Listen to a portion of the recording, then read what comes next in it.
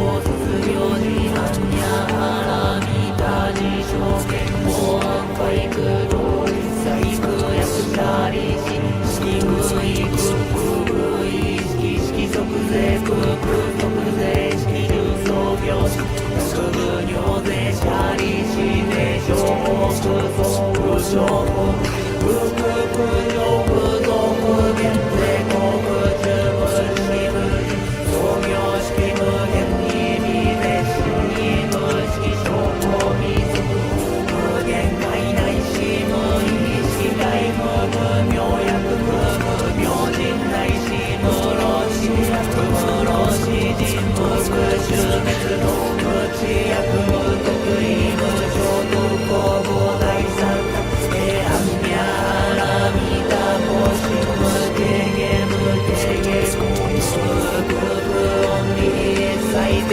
道無即行で完全勝物へ半にゃらみた方貫くた三脈三宝大統治半にゃらみた税大人種税大名種税無常種税無行動種無常に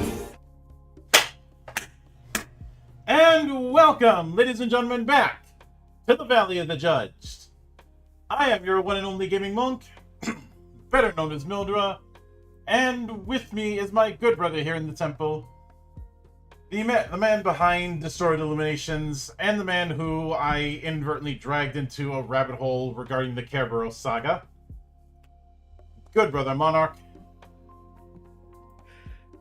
Having finally watched The Red Spectacle, had I seen this years ago, I may not have been as surprised to see Oshi write Vladlov.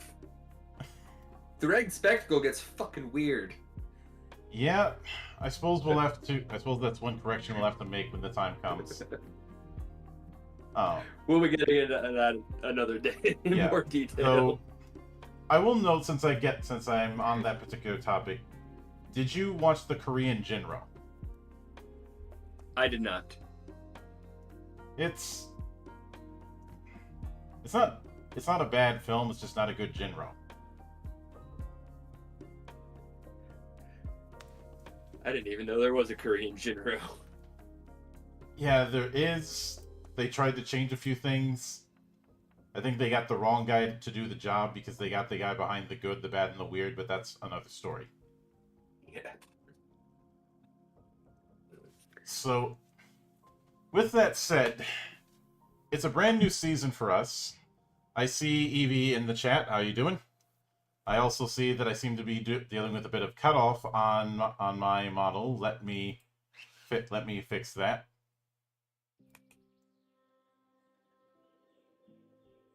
I forgot about the giant bit of hair there. Sorry about that. So, the brand new season, and thus we are returning to the wonderful world of tabletop as we spin the wheel once again. With our last particular project was one that had a strong start, but had some issues as we went a little bit further in. That, of course, being Shroud of the Ancients, which I'm sure. I guess that was a case of death by gimmickry. But at least it's not as bad as Valhalla. I love that that's what we're talking about. Yeah, it's how could that not be the whipping boy? But yeah, this time we're talking about Megalos, and I have absolutely no idea what Crystal Punk is. I think a lot of people who jumped onto this when it dropped wouldn't know either. And we're going to find out. Because Megalos is going to be the subject of our deep dive for the next few weeks. But I do have to dock points for one thing in particular. No bookmarks? No bookmarks on a PDF that is 354 pages. And this version was published in 2023. So there's no excuse for this. Yeah. Is it possible that that this was originally written in something other than in a word processing document beforehand? Maybe. I can't say. I can only say that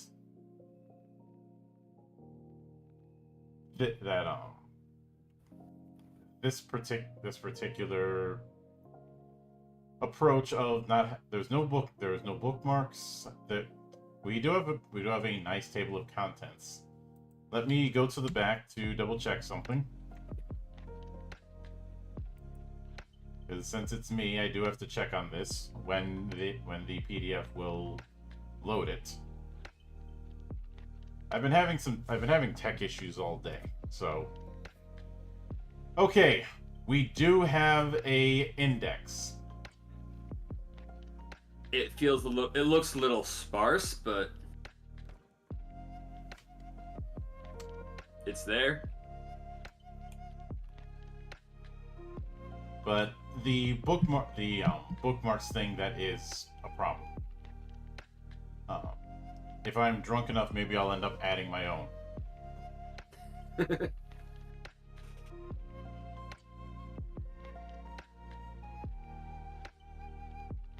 But it does amuse me that according to the "This One's for You" part of the book, that Anima Beyond Fantasy is name dropped.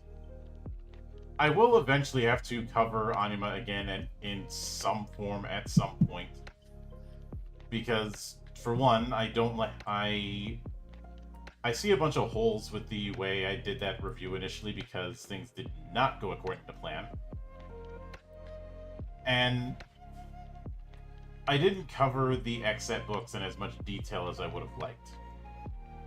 When we finally get a demo for Song from the Abyss, I may consider revisiting Anima then, and giving people shit who keep talking about how overcomplicated it is, when even by the standards of crunch-heavy games, it's like a 7. It's really funny seeing somebody who plays against the Dark Master claim that Anima was too crunchy. You know, kind of like when people who play Fate give the symbol-based dice in Genesis a bunch of shit. Like, don't throw stones in that glass house. Is all I'm saying. Oh yeah. But with that said, Megalos, it describes itself as crystal punk fantasy, and we'll be getting into that as we go on. In fact, it opens up with Megalos is a crystal punk tabletop fantasy game of aetherological fantasy. It is a game of communal storytelling, tactical combat, intrigue, and adventure in the extremely unlikely event. And then it goes into what a TTRPG is. Then the worlds of Megalos are part of a universe in which aetherological science stand in to replace the physics and chemistry of our own real world. Essentially, magic is a science, and sciences are magic. You'll learn more about it, what exactly that entails later on. People live their lives in comparative to how people have lived in our own world over the many millennia of our history.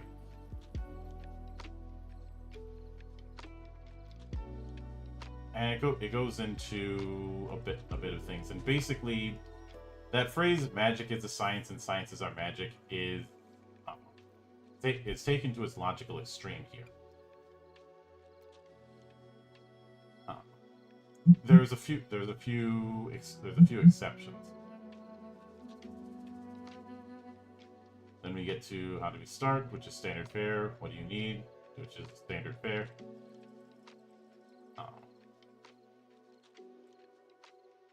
Then it does go into what aetherology, which is essentially the science fantasy concept within the game. We also have a nice little photo of things like etheric orbs and other uses of aether. but then we get to the thing that was such a factor that you had to use it in your tweet on the matter. What is Crystal Punk? I mean, how could I not? It's the premise of the game. It's And on yet the I have cover. no so... I know, but Mhm. but that tells me nothing. I have no concept of what Crystal Punk is supposed to be. What else was I supposed to lead in with to explain what kind of game we were talking about? Now, when the description of the punk suffix, there's some parts I disagree with. For example, it's saying a punk story loses right to the punk suffix if it's not about marginalized folks struggling to survive and fight against the world that was built to exploit them.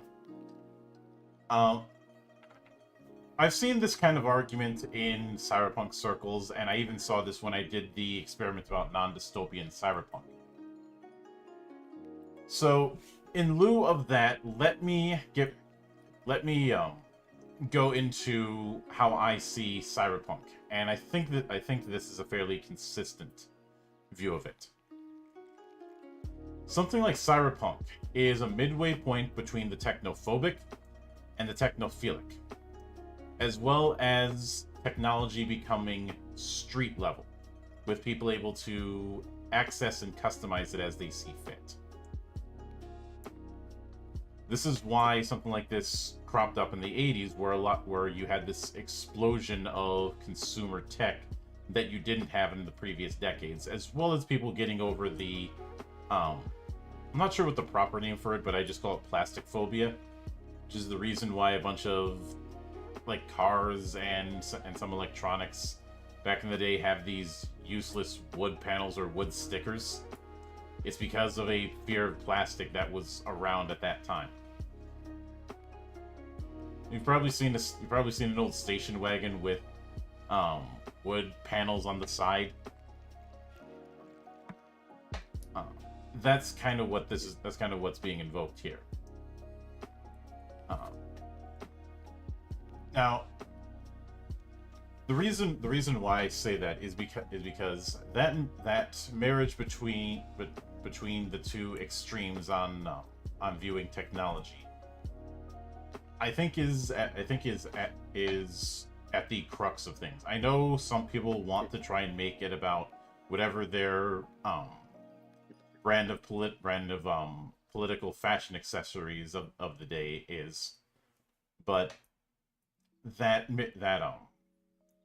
customization and personalization of accessible technology, I think, is the most important part of any sort of tech punk.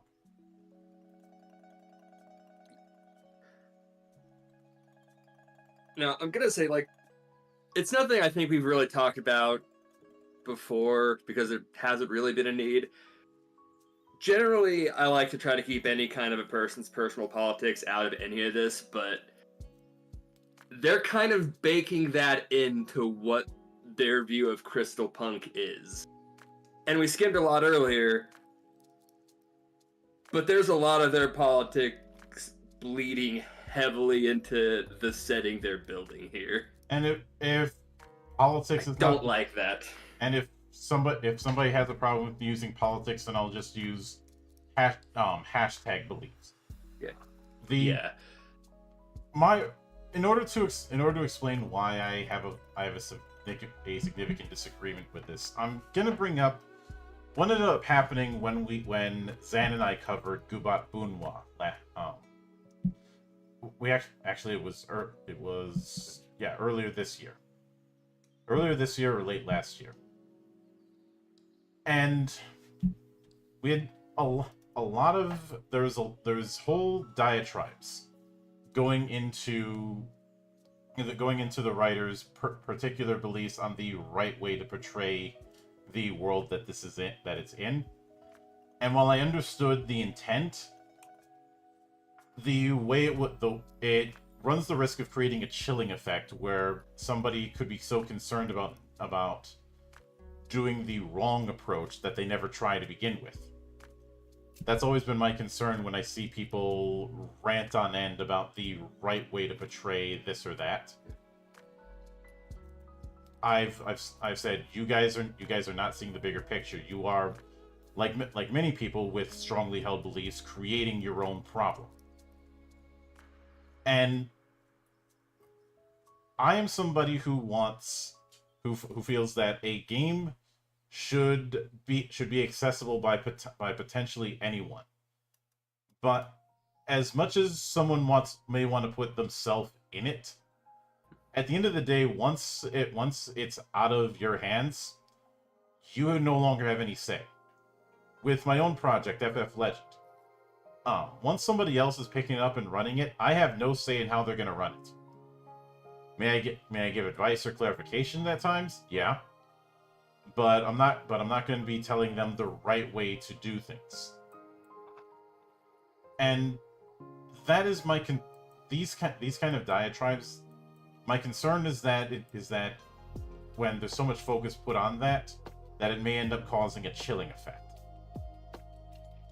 Now, I could very well be wrong, and obviously there's going to be some who are going to ignore that whole part. But I have eyes. I use my eyes, and it is something that I do think is going to be an inevitable elephant in the room. Yeah.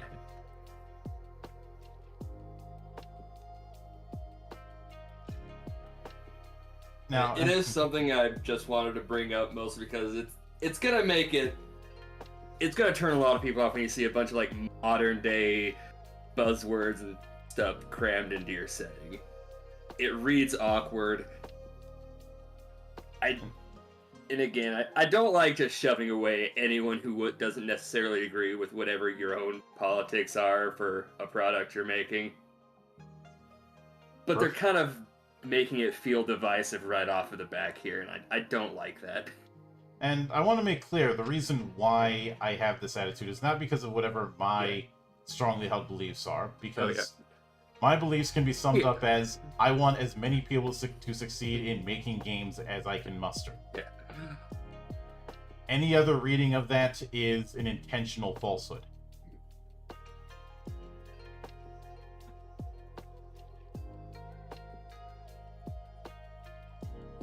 But essentially getting back to what Crystal Punk is, for the purposes of this, it is essentially taking the concepts that you would see in a lot of technology-based punk settings and applying magic using crystals and aetherology as the main conceit. That is the summation of what is meant here by Crystal Punk. But I didn't intend to get that heavy on the first episode, but it is something that I kind of forced us to. And you can't really just ignore this in the case of this book. And hello, Vamp. How you doing? Oh.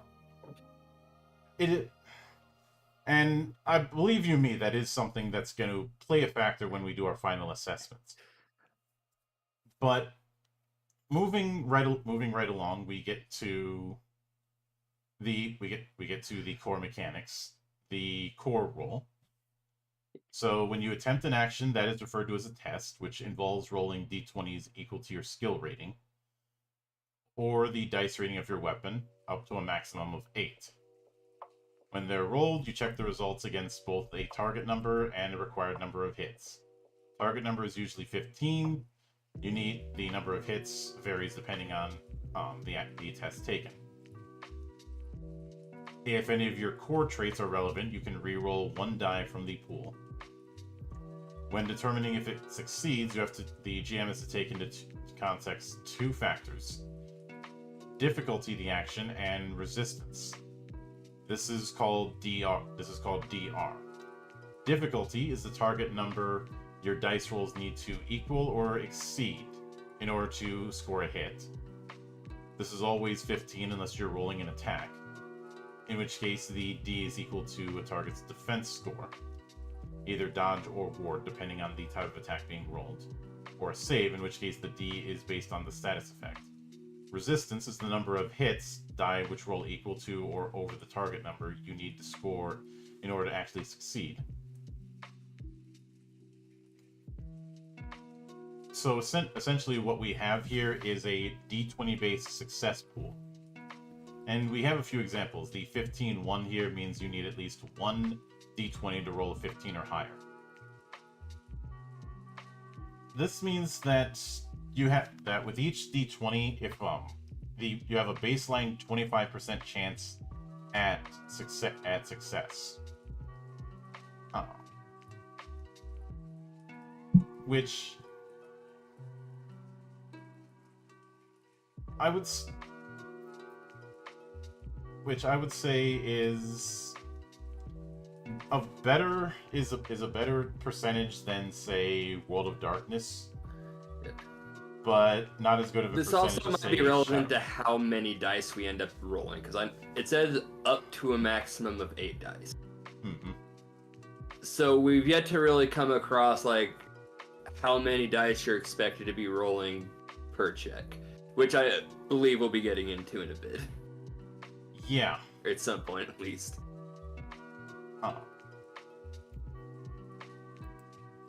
But then it goes, so if your resistance is determined by the number of factors standing against you, what factors count? So a magical effect adds one resistance. If you're stressed, that's 1 resistance. Unfavorable conditions is 1, and anything else the GM deems appropriate is 1. The maximum resistance rating on any test is 5. And it looks like it's a case where you need to have multiple sources for it to get that high. Let's see, then it goes into difficulty. I actually kind of like this setup. Just because I do like you have to have multiple sources to get it that high. Mm-hmm. I think that lends itself quite nicely to making different situations feel like a lot more stressful. Yeah. Because the DM would be encouraged for the hard things, not just have one thing in place. Mm-hmm. So I'm fond of the system so far, at the very least. Yeah. But then we have strong hits. Now, strong hits is how it's handling natural 20s. Those count as 2 hits.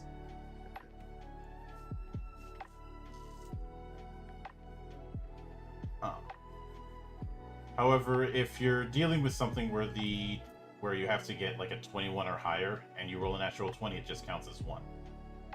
The second way you can increase the number of hits is through grit. Whenever you fail on a test, including attacks or saves, the group gets 1 point of grit.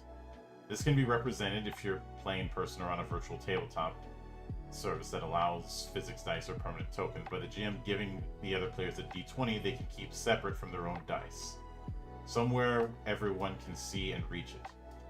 You may have more points of grit than you may not have more points of grit than there are MCs, so characters. You can spend grits to get a bonus die. You can spend it before the results are narrated to reduce the difficulty of a test by -3. So you could reduce it. So take that baseline of 15 and reduce it to 12. Or you can spend a grit to inflict a direct hit, which increases the damage of an attack by +3. Or you can spend when you suffer a successful attack, you can spend a point of grit to reduce the damage by -3. So grit is definitely our extra effort mechanic. I think the fact that it's tied to how many people are in the party means that hoard is a nice little anti-hoarding measure.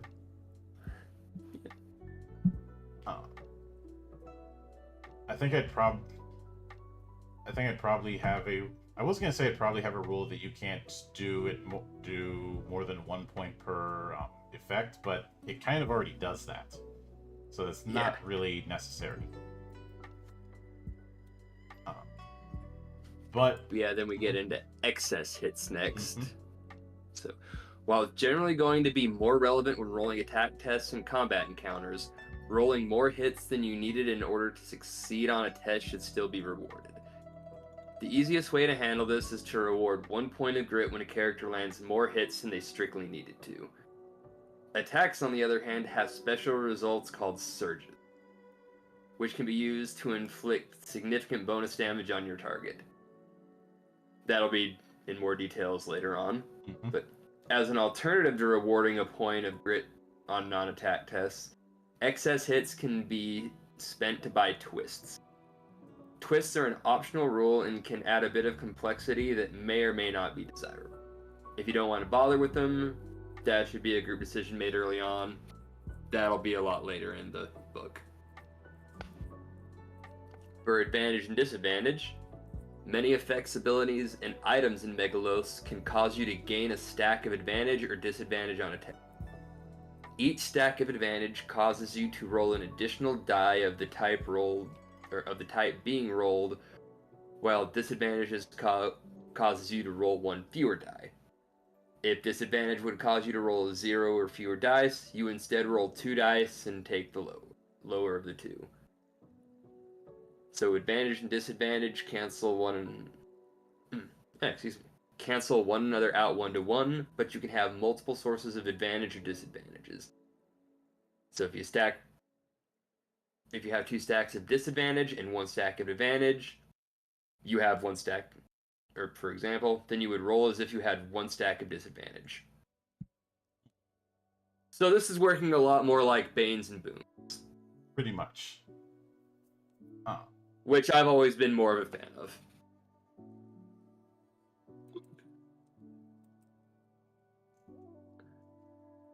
In other systems, I don't know how I'd have felt about that just in terms of D20s. All it basically But, is the situational bonus and penalty dice that you'd see in Yeah. an innumerable amount of setups, especially ones that use dice pools, which this one does, even if the die pool is nowhere near as offensively large as, say, Shadowrun's. But then we have group tests. The person who's the highest relevant skill or approach rating rolls the test as normal. They can re-roll 1 die for each participant who has a trait relevant to the task being performed. Far more straightforward use of group rolls than I've seen in other affairs. Then level tests. Sometimes it's not necessarily the most important thing in the world to know whether or not you succeeded, as well as it is how well you succeeded. This is particularly true in Coalescence, a form of aetheric craftsmanship practiced throughout the worlds of Megalos. When you just need to know how well or how quickly you succeeded or failed at something, you can do a level test. Roll a test against a DR of 15-1 and count the total number of hits. If no hits are achieved, you fail spectacularly, but thankfully you do so quickly. If no hits are achieved and you roll at least 2 1s on the dice, you fail spectacularly, but it takes a very long time to do so. And then we have a few example results on potential hits. And because we do this often, I'm going to point out this is a very obnoxious formatting bit. You may have noticed as he was reading level tests, there was an awkward pause because it's like less than halfway down the page, the paragraph stops, there's an optional rule, and on the next page, it starts on the left side after an image. That looks terrible. That probably could have been formatted better.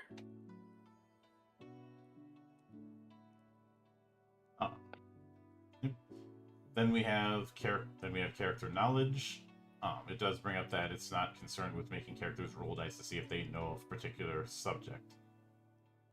And this is mainly a guideline thing, basically saying you shouldn't have to do a knowledge check to see if your character happens to know something, but just look at the picks that your character's had and go, okay, is this something that the character would reasonably know, given the kind of character that I have?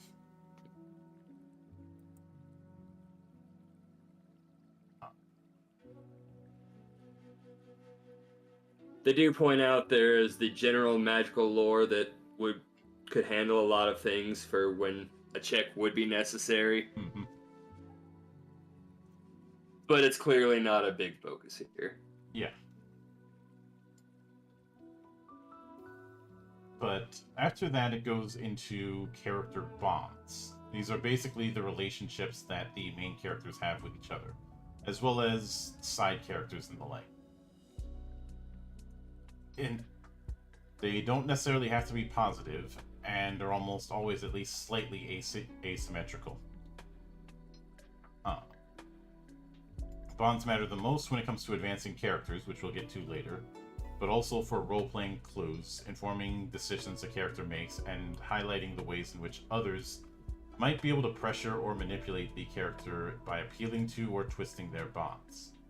Crucially, bonds also form links in your character's lifeline. Sometimes the machinations of the villains you encounter will cause a character to gain despair. When this happens, resisting the effects of despair require you to temporarily lose access to one or more of your bonds. Then the lifeline is the chain of bonds that you have, starting with one bond to another, one of the MCs, which is written when you first make your character. From there, you get the opportunity to write another bond anytime you complete an adventure. Importantly, you do not have to take this opportunity. It's not necessary for you to add a new bond at the end of every adventure. It's just a choice you have if you like. That said, there isn't much reason to not make a new bond until you've hit the maximum number of bonds you can make. You can only ever have 4 bonds at once, and the wording and nature of your bonds is likely to change over time, which you can do at the end of any session if you wish. When you have 4 bonds, any new bonds you would like to gain cause you to remove an existing one from your lifeline. And as far as using it, whenever you suffer despair from a cutscene, or the plots of a villain coming to fruition, mark the stressed box next to one of your bonds. A stressed bond cannot be used to gain EXP at the end of a session, and it cannot be stressed a second time. It's effectively a null block on your lifeline. Once all of them have been stressed, you are stressed out, and will be tempted to do something dramatic as a consequence for your extreme turmoil. That's to see the rules for stress and despair, which I think we'll be getting to in the next page. Once resolved, each stress action removes the stress status from one or more of your bonds, depending on how severe the action was, rated from 1 to 2 boxes worth of severity. Depending on what exactly your stress action was, however, it's possible these things to which you're bonded to may no longer think about you the same way. Then it goes into despair and stress. I'll let you take that. I'll have something to say on the matter in a moment, but I'll hold off on that. When a bond of yours is stressed due to you suffering despair, it cannot be used to gain EXP during post-play. Furthermore, it contributes to you becoming stressed out. Once all of your bonds are stressed, you become stressed out, which causes you to suffer a penalty to all skill tests. This comes in the form of a +1 increase to the resistance rating of all skill tests. And dealing with stress. You can get rid of stress in a couple of different ways. As a rest action, either performed during a long rest or at a settlement or city, or by performing an explosive stress action. Stress actions are things that your character does when they're absolutely at their limit and just can't take it anymore. They're not pretty, and they're almost always something you wouldn't have done normally. People who don't know you very well may even call such behaviors out of character. See, a stress action is something we've all done in real life and all very much regretting having done later, lashing friends. Now we get into what stress actions actually are. Stress actions have numerical ratings of either 1 or 2, which describes how extreme the behavior was, and also how many bonds you can choose to remove stress from by performing the action. So i.e. you may remove 1 stress for performing level 1, 2 for level 2. Content warning, stress actions are a gameplay mechanic. Oh, that's actually just a content warning, no one cares. Yeah. This is not strictly the intention of the mechanic, but it's something that I would be blah blah. Yeah, that's like safety kind of stuff we normally skip over. Mm-hmm. Level 1 stress action examples: being rude to friendly strangers, overly protective of your friends or family, overindulging in a vice. Level 2 examples: treating others like they're incompetent or children for a day or longer, disappearing, ignoring attempts at communication, etc. Yeah. I understand the idea of doing threats, but I'm whenever it comes to these sorts of you do something out of character to get rid of this disadvantage, um, it's I know that what the content warning really should have been about is how this should be used carefully, so it's not something that is forced on the party. Because what immediately comes to mind for me is the controversies regarding virtue flaws and limit breaks in Exalted. Now, because of the fact that Exalted is very much supposed to be about larger than life melodrama, it can kind of get away with it. But I'm struggling to understand why this stress mechanic is present in this kind of game. Because we haven't seen anything that outright states this is meant to be played like a melodrama or a passion play.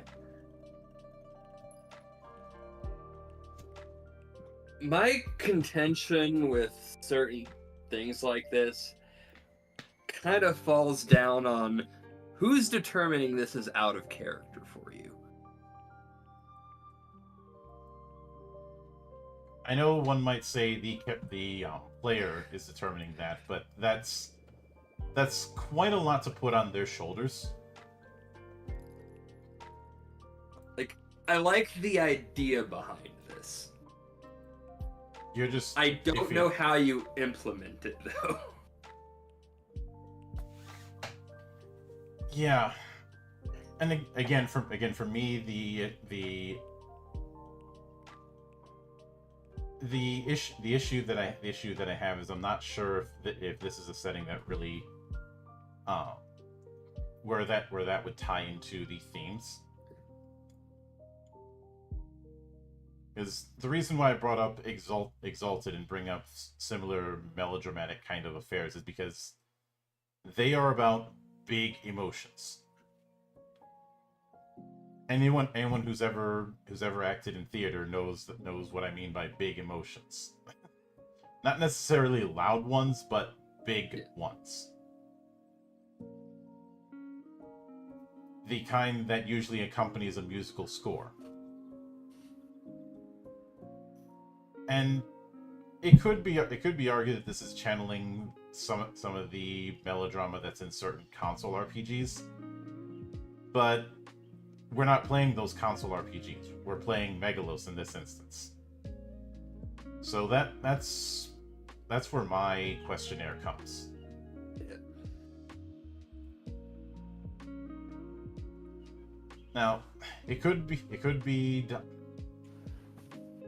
I get what's being attempted with the whole crystal punk element that was mentioned earlier. But I'm wondering if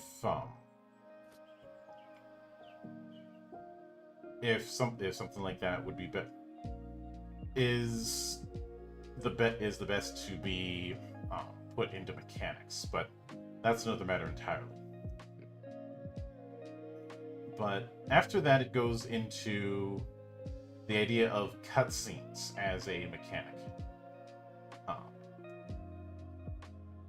Cutscenes are a role-playing and narrative tool in Megalos that allows the GM to call for a series of roles from the other players using special skill-like stats called cutscene approaches, and then use those roles' results to narrate a scene, one that's separated from the current events of the game by time, geography, or both.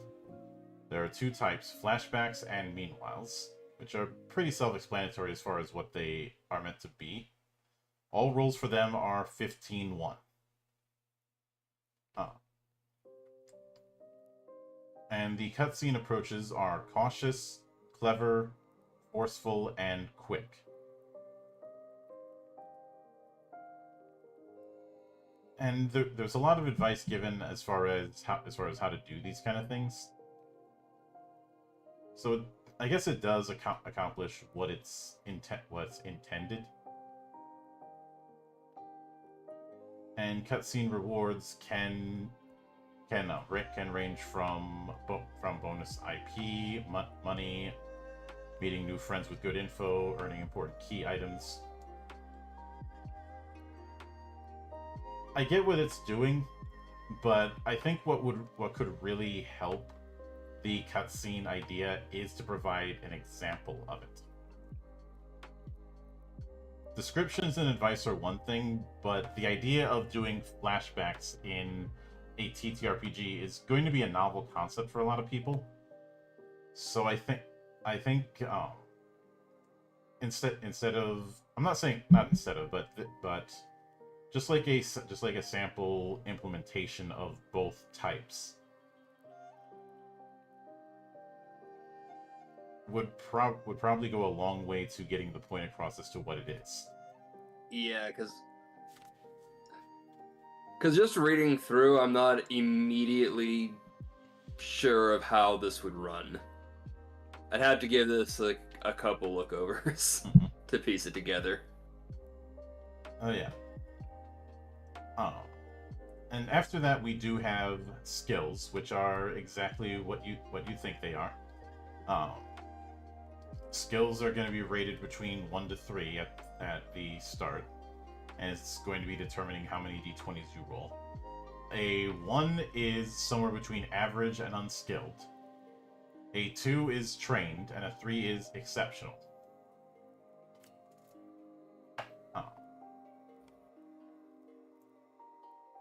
Though you can go up to 5. You just can't go up to 5 during character creation. Because 5 is meant to be supernaturally effective. And we have about 16 different skills, and each one of them has 3 example uses, which is nice. The skills are Attune, which is about learning about local ether, identifying magic and spellcraft, and so on. Bargain, Create, Drive, Finesse, Force, Hunt, Inspect, Learn, Move, Perform, Restore, Sneak, Survive, Talk, and Watch.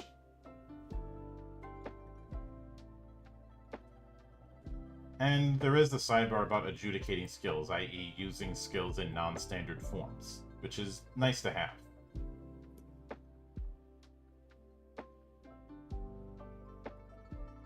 But then it goes into combat, and I will note I'm not entirely sure about the book going through the rules as the front-loaded affair. I generally like when it opens up, like explaining us like how the base core mechanics work. But this kind of went a lot more into the weeds than that. Yeah. So we're kind of looking at this, not really sure what to make of it all quite yet. There's a reason why a lot of core books go into character creation first before going whole hog into the mechanics. Yeah. Because statistically speaking, there's going to be more players than GMs. Yeah. And it's important to front load that because character creation is going to be the first thing that they see. But the basic combat procedure is, as going into encounter, is determine if one side is surprised, reset armor HP to their full amount, and all characters gather their Aether Current dice, and then determine turn order. So armor HP is a bonus HP that you gain from armor you wear. It functions like normal HP for the most part, but is bypassed by certain effects, and resets to full after every combat encounter. So I guess you could think of it as a... Yeah, it is pretty much like armor. Um, a seed dice or aether current dice fuel powers. You gather your max at the start of battle, normally 4.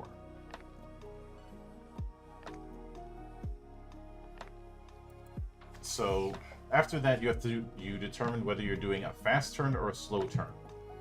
And this determines whether you act before or after the enemy and how many action points you get. If you want to take a fast turn, you're acting before your foes and you get 2 AP. If you want to take a slow turn, you act after your foes, but you get 3 AP. I suppose this is a nice way to avoid the issue of rolling for initiative.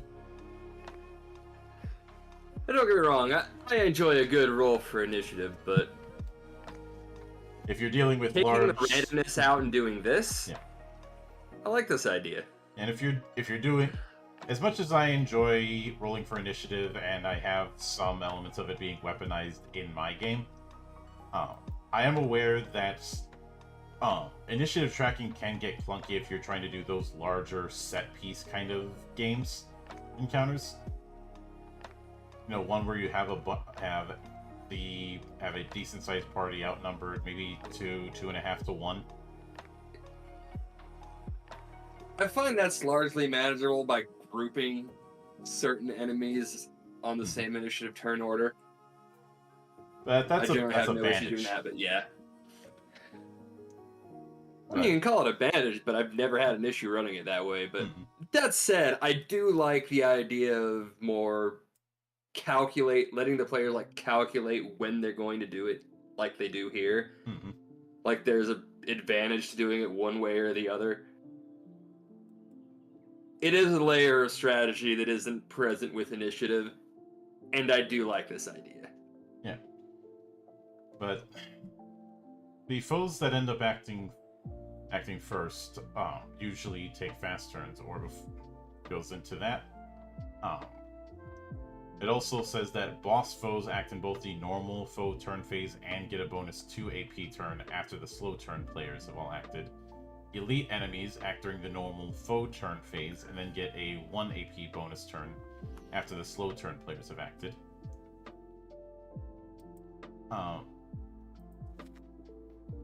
I get what the intent is here, but I'm wondering if this may have been better served by just giving more AP to bosses and elites. Because I could see it throwing people off a little bit. This really needed a nice little flowchart. Yeah. Like the slot I'd say an example of this sort of thing with a flowchart in action would be the slot-based initiative that's in Emberwind, where it's kind of alternating between players and different tiers of enemies. Especially since Emberwind kind of has the assumption that you're dealing with multiple of the 4 enemy tiers. Not all 4 of them, but at least 2, maybe 3. I mean, it does get a bit tricky if you have a party of more than 4 players, like I did, but it is doable.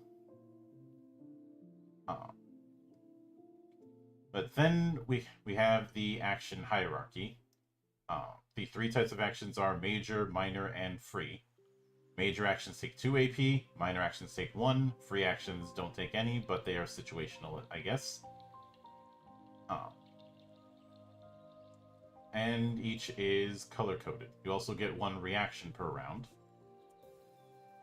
Each subsequent action per round after the first with the attack tag suffers a stacking -1 damage penalty, and you cannot use the same power twice in 1 round.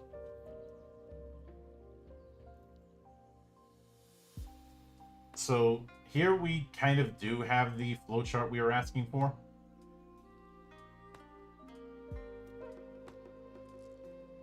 In the taking turns section. Yeah. I'm slightly bothered it's not an actual chart, but I'll take it. Mhm. I do like it has the little diamonds next to it to show you the action points for the turn. Mhm.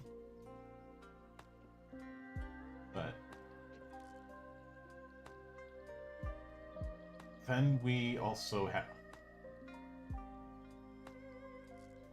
auto attacks that are resolved at the end of round, which are going to be situational, and we'll get to those later. But major actions would be things like Flurry of Strikes, Target, which is a attack. I do kind of wish that they'd gone into an anatomy of an action so that you understand what the factors are, but it's pretty self-explanatory. Yeah.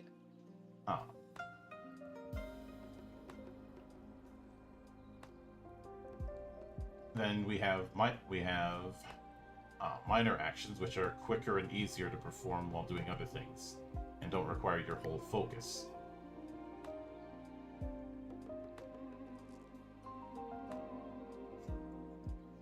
So essentially, because of the way it's set up, you do have strikes and a full attack if you wish to take it.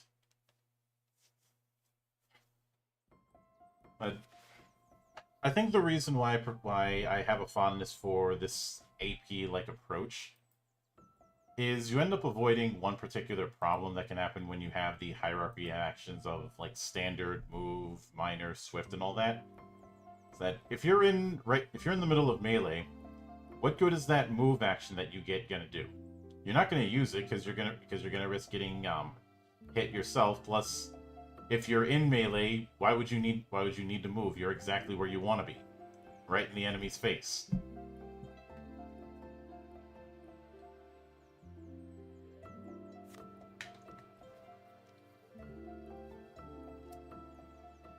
Plus, I remember a lot of the weirdness that would happen with swift actions and the other weirdness that happens with bonus actions. I am a little iffy on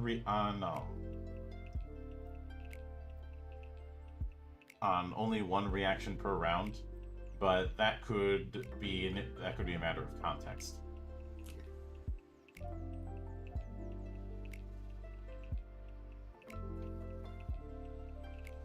I'm wondering if necessarily that reaction's not going to eat up one of your action points, though. Like, you just get the reaction. Mm-hmm.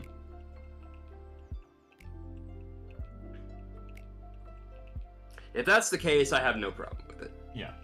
If it is going to eat up an action point, that... It doesn't. It was already explained. Oh. They're treated as free actions outside your turn. You just get one of them per turn. I think I'd be alright. I'm alright with that then. Mm-hmm. There might be more context. It'll change my opinion later, but yeah. For now, I think it's fine. So after that, it goes into what it defines creatures, allies, foes, and objects as. And then measurement and distance, which is measured in abstract range bands known as zones. Which we do have nice little flowcharts for. Mm-hmm. And I think the reason why it's referred to as zone in this sense is that I think it's meant to go with the idea that it doesn't necessarily have to be grid combat, i.e., each square doesn't have to be 5 feet.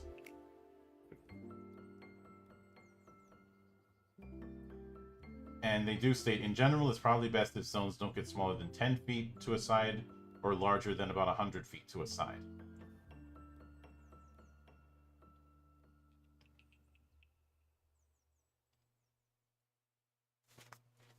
But then we have action ranges and patterns. Range is self-explanatory. AoE is area of effect, which will usually have the parentheses. Basically, it's the splash. For example, AoE 4 in range 3 would affect up to 4 targets in any zone within range 3 of the effect's origin. Multi-target is self-explanatory, and the example is up to 3 creatures in range 3. And aura just radiates from the origin zone.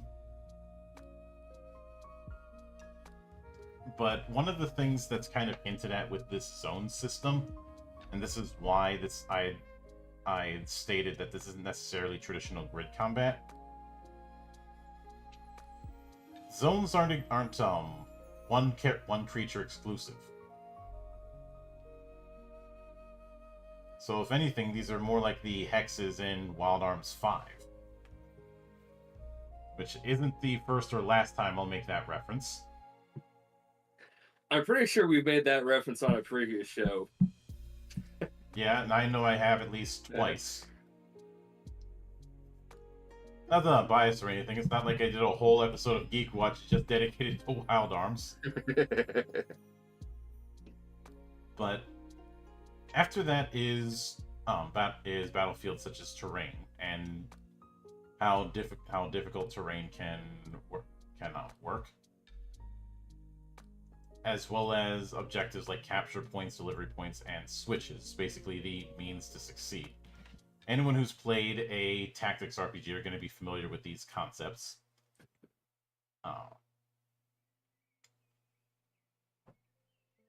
And of course, one of the potential ones is red barrels. So they know what they're playing to on that front. Funny thing about that, I remember reading a story regarding Bulletstorm where the question of why does it always have to be red barrels? Why don't we use different colors? So they tried that, and nobody would shoot the barrels.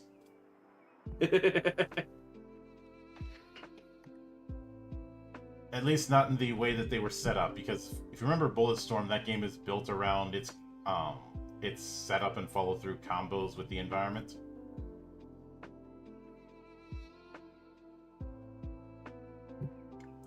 Like I didn't play it, but I am aware of it. Yeah. I think the experiment they did was turn the red barrels green and see if people would still shoot them. They didn't. In hindsight, maybe green wasn't the best color to use in that case, because they probably thought, it's gonna create some acid effect on the ground or something, or some poison gas nonsense. Yeah. But after that, it goes into attacks, damage, and healing.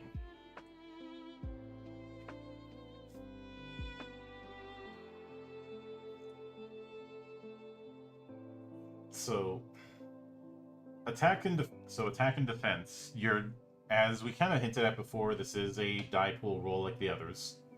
The target isn't set, it's either the target's dodge or ward, basically physical or magical defense.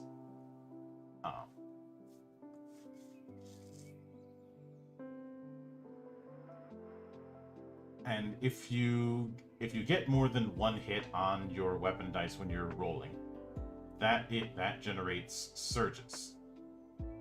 By default, attacks are resistance 1, so you need at least one hit to succeed. Excess beyond the target's resistance becomes surges.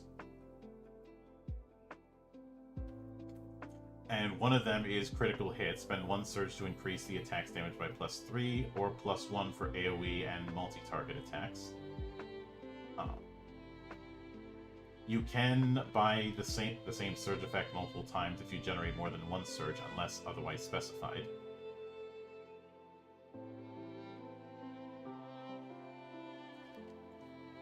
And if you perform more than one action with the attack tag, each attack after the first suffers a stacking -1 damage penalty. Some abilities allow you to mitigate this or even ignore it. It's interesting that it's penalizing damage and not the roll. Yeah. And only penalizing the subsequent attacks. Mm-hmm. Which already puts it a step up over the flurry action back in Exalted 2nd Edition, where you could do multiple attacks, but you'd have a penalty for all of them and a subsequent penalty after the first, which you'd usually try and counteract by just spending spending motes to get all the dice. Look, I like 2nd Edition Exalted more than I do 3rd Edition, but I will not deny that it can get ridiculous. Especially when you need D10s by the pound. But after damage comes the soak roll. Soak is rolled on D6s, along with a plus or minus based on your choice of outfit, or if your character has the tank calling, where you can roll 2d6.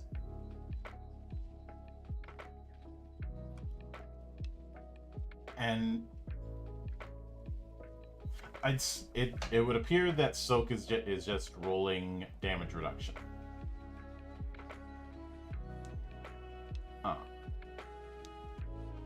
At least that's the vibe that I get. And I understand that Soak is meant to be damage reduction. I am wondering why it's randomized.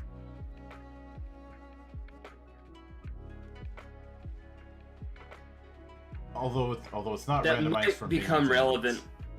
I was gonna say that might become relevant once we start seeing more abilities. Mm-hmm. Yeah. See, then we have the damage types, basically their elements. Then healing and recovery. I will note that like each damage type does have some specific rules to it, Mm-hmm. like piercing, just ignoring the soak, basically. Yeah. It keeps the damage types feeling interesting.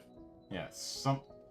In some cases where they might come from, but some of them. But I'd say the only one that has that kind of thing is piercing. The others are just going into their description. Yeah. I'm hoping we see some more specifics on the other damage types later. Mm-hmm. Yeah. But recovery is a pool of points that can be spent to gain HP. Most frequently, recovery-based effects return an amount of HP based on the character's recovery base, which is equal to 1/4 of your maximum normal HP.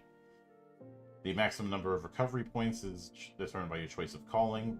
Tanks and strikers get 4, support get 8. Recovery can be gained a few ways once spent, but usually is regained at the end of an adventuring day by taking a long rest. We have how resting is going to work. Recovery feels like their attempt at things like hit dice or healing surges.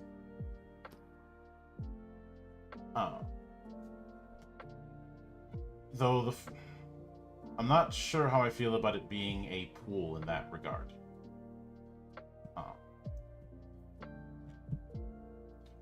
I might be a little bit biased because I preferred things like healing surges and recoveries in 4E and in 13th Age in this regard. And I know some people will bring up the hit dice in 5th edition as a successor. It isn't.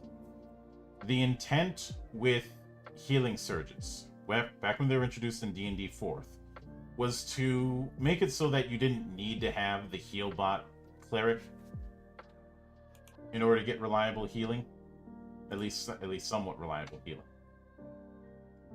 There were caveats, of course, but hit dice you don't get nearly enough to make that worth it. I guess because somebody was afraid that the cleric wouldn't be able to heal effectively. But then they do go into rest actions, such as coalescence, communing, cooking a meal, and the effects that you can do with them. Each character gains 1 rest action that they can do around the camp. This I'm perfectly fine with. Yeah. Then going into statuses and conditions, which are basically the debuffs. And a glossary of the combat rules and concepts. Though some of these haven't gone into quite yet, like 8th or current. I really think this combat rules and concepts thing should have been towards the back as an appendix. Yeah, because there's still a few things too that I'd like to actually know how the character handled before I could really have much of an opinion on some of these. Yeah, and that's why I'm skimming past a lot of them. Yeah. then We tips do and have the tricks. concepts glossary here too, which is just a bunch of quick descriptions. Yeah, and I do like that it's sizable. Yeah, but that, and right after that is character creation, which we will be getting to next week. Now,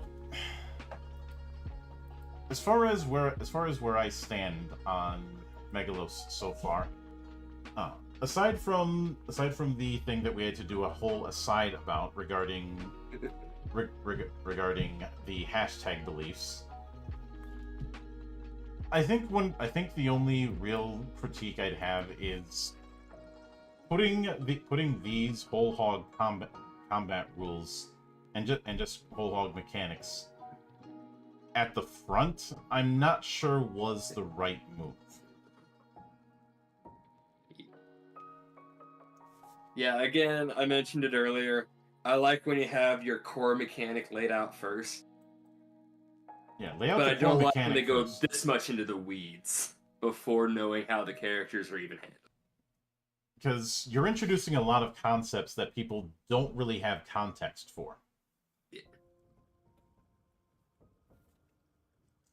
Now, I'll say I think we were both kind of back and forth on when we liked certain mechanics and we kind of didn't feel some of these others. So I'm kind of like 50-50 on yeah, the mechanic end of this. like the core mechanic with the D20 die pool and surges and the like, that is fun. I like that. I like that plenty. When it comes to things like stress, I'm still not 100% convinced that this is a setting that needs that as a theme. And I'm also Furthermore, I'm not entirely sure I even like the whole judging out of character stuff mechanically like this. I don't think it's working out too well. And if it turns out that doesn't get used a whole lot by players, I wouldn't be shocked. Yeah. For the same reason. Look, if I've danced around the comparison, but consider why a lot of people dread having a paladin in the party in D&D or Pathfinder. You know, because of the fact that unlike some character classes, the paladin has a rules mandated reason to be a dick. And I suppose another example is, I think we've all had to deal with that one person who is the annoying chaotic neutral character, and whenever they get pushed back is saying, I'm just playing my alignment. Yeah, there's going to be assholes in some form or another with any kind of game. But in these situations, the reason why I bring that up is more the enforcement of behavior. You know, the lawful stupid thing, or the the controversies that happen with virtue flaws and limit breaks and exalted, as mentioned before. Even if the claim is that these kind of things are optional, I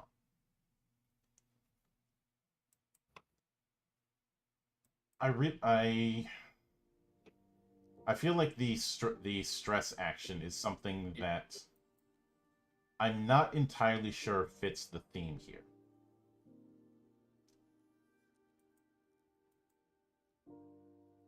It's one of those I just can't really even see how that'd work out well. I'm not fond of it. Yeah. Now it's possible our minds will change, but yeah, the idea of you gain stress, you can't use those bonds for leveling up, and then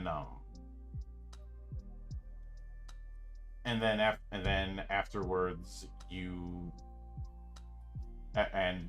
but you can recover them by by succeeding at a camp action. That I'm perfectly fine with, especially since there's the potential that you develop more of these bits of stress than you can take actions for. So in that regard, you can kind of have that game of managing stress.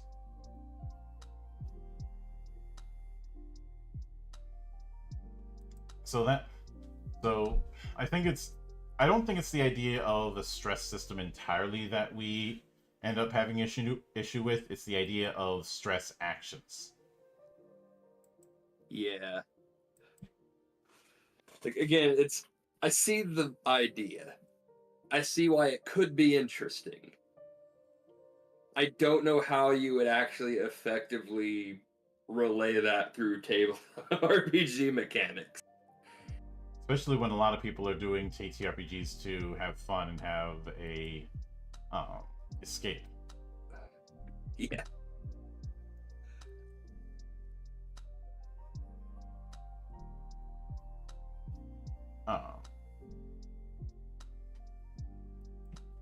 But with that said, we'll see how Megalos ends up panning out as we continue onward. And despite my own critiques, I do encourage people who want to try it out and take a look for themselves to do that. I'm never going to outright tell people to not play something. But we will be back here in a week's time with character creation proper, which honestly character creation should have been a few pages earlier, but I digress. Yeah. But once we get into that, because character creation is something we're gonna have to split off into multiple sections because of how the archetypes work. So we'll be covering the basics of character creation next week, and over the subsequent weeks we'll be getting into certain archetypes throughout the game. So keep an eye out for that. But until then, on behalf of the good brothers present and not present, my name is Mildra. I am your gaming monk. Stay fucking frosty, everybody.